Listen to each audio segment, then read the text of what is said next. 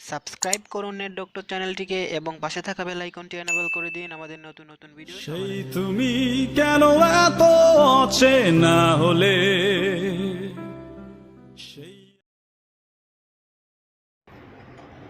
বন্ধুরা সবাইকে আসসালামু আলাইকুম। আশা করছি সকলেই ভালো আছেন। দেখছেন নেট ডক্টর, সাথে আছে আমি মিলন। বন্ধুরা আজকে আমি আপনাদের সঙ্গে আলোচনা করতে যাচ্ছি নেক্সাস পের ইনঅ্যাক্টিভ কার্ড ডাউনলোড না হওয়ার বিষয়টি নিয়ে। তো এই প্রবলেমে অনেকেই হয়তো পড়েছেন যে কার্ড ডাউনলোড করতে পারছেন না, আপনার pin code, security code, OTP যে কোডগুলো সবগুলোই ঠিকঠাক দিচ্ছেন, বাট আপনার কার্ড ডাউনলোড হচ্ছে না। অনেকের আবার অ্যাড কার্ড প্রবলেম হচ্ছে। তো সেক্ষেত্রে কী কাজ করবেন সেই প্রসেসটি এখন আলোচনা করব। তো ভিডিওটি শুরু করার আগে বরাবরের মতো আমার চ্যানেলটিকে যারা সাবস্ক্রাইব করেননি আমার চ্যানেলটিকে সাবস্ক্রাইব করে নিন এবং পাশে আসা বেল আইকনটি এনেবল করে দিন আমার নতুন নতুন ভিডিওর নোটিফিকেশন পাওয়ার জন্য। তো দেরি না করে চলুন শুরু করা যাক। তো বন্ধুরা প্রথমে আমি আপনাদের দেখিয়ে দিব যে কীভাবে আপনারা কাজটি করবেন।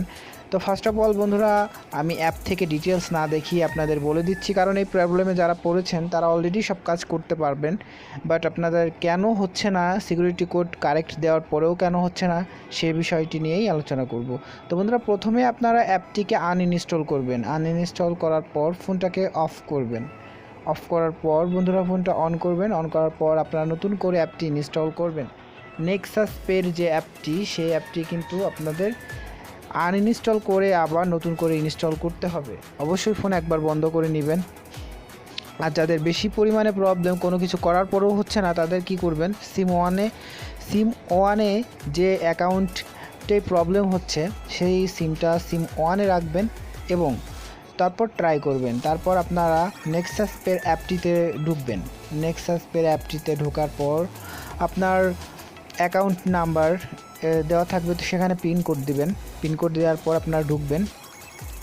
তো বন্ধুরা যখন এরকম আপনার অ্যাকাউন্টটা ওপেন হয়ে যাবে তখন এখানে আপনার যে পিনকোডটি দিয়ে আপনারা এর আগে যখন আপনারা রেজিস্ট্রেশন করেছেন তখন একটা পিনকোড ছিল, সেই পিনকোড দিয়ে আপনারা যখন লগ ইন করবেন, তো অবশ্যই যদি এখানে কোনো প্রবলেম না থাকে তাহলে আপনাদের আর কোনো প্রবলেম হবে না আশা করছি। যদি এখানে আপনার লগ ইনে প্রবলেম হয় তাহলে আপনাদেরকে ওই কার্ডটি চেঞ্জ করতে হবে। এটিএম যে কার্ডটি আছে ওই এটিএম কার্ডটি চেঞ্জ করে 496 টাকা সম্ভবত নতুন একটি কার্ড নিতে হবে, না হলে কিন্তু আপনারা করতে পারবেন না। আর যদি আপনারা এখানে কোনো প্রবলেম না থাকে আপনাদের, তাহলে আপনারা কার্ডটি ডাউনলোড করতে পারবেন, ইনঅ্যাক্টিভ থেকে অ্যাক্টিভ করতে পারবেন। তো সেক্ষেত্রে বরাবর মতো আমি আমার পাসওয়ার্ডটি দিয়ে নিচ্ছি। দেওয়ার পর বন্ধুরা লগ ইন করবেন। লগ ইন করার পর আপনার যে কার্ডটি ইনঅ্যাক্টিভ থাকবে সেই কার্ডটিকে আমি অবশ্যই আপনাদেরকে বলে দিয়েছি অ্যাপটা আনইনস্টল করে ইনস্টল করবেন। প্রসেসটি প্রথমেই বলে দিয়েছি। তারপর বন্ধুরা ট্রাই করবেন। আর আপনার ফোনে অবশ্যই আপনার যদি কার্ডটি হয়ে থাকে সেভিংস অ্যাকাউন্ট যদি হয়ে থাকে তাহলে অবশ্যই 500 টাকা রাখবেন অ্যাকাউন্টে। 500 টাকার নিচে থাকলে কিন্তু কার্ডটা ডাউনলোড নাও হতে পারে, ঠিক আছে?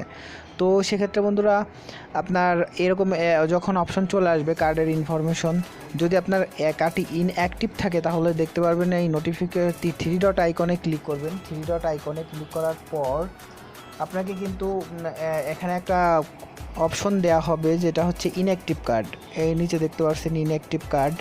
তো এই ইনঅ্যাক্টিভ কার্ডে চলে আসবেন। এই ইনঅ্যাক্টিভ কার্ডে আসার পর এখানে ক্লিক করবেন। তো এখানে যদি আপনার ইনঅ্যাক্টিভ কার্ড থাকে অবশ্যই শো করবে। আমার কিন্তু ইনঅ্যাক্টিভ কার্ড ছিল, আমার কিন্তু প্রবলেম হয়েছিল, সেটা আমি সমাধান করে ফেলেছি। এই জন্য আপনাদের সাথে ভিডিওটি শেয়ার করলাম যাতে আপনাদের হেল্প হয়।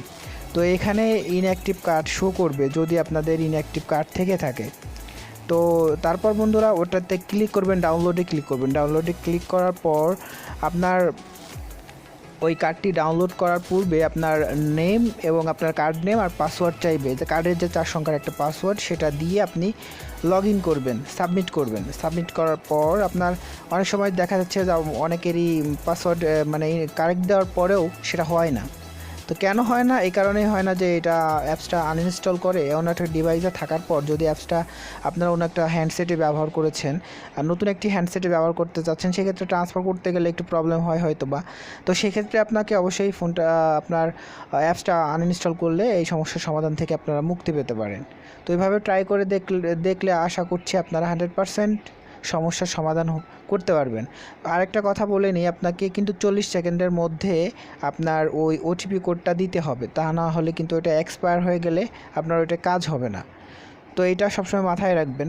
তো এভাবে আপনারা যদি কাজ করেন তাহলে কিন্তু আপনারা আশা করছি এই প্রবলেম থেকে মুক্তি পেতে পারেন।